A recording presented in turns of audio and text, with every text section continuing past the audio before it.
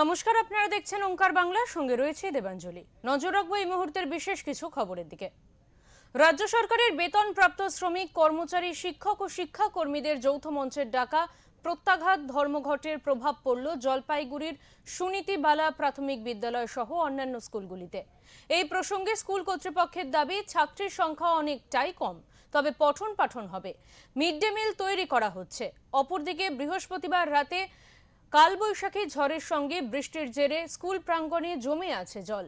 সেই সঙ্গে জলপাইগুড়ির তাপমাত্রার পারদ এক ধাক্কায় অনেকটাই নিম্নমুখী।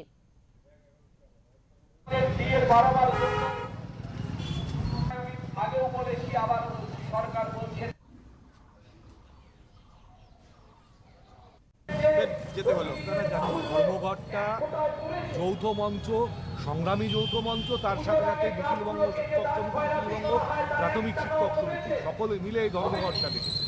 এই ধর্মঘট আমাদের যে অর্জিত অধিকার, সেই অর্জিত অধিকারকে রক্ষা করার ধর্মঘট। এই ধর্মঘট ভারতবর্ষের সংবিধানকে রক্ষা করার ধর্মঘট।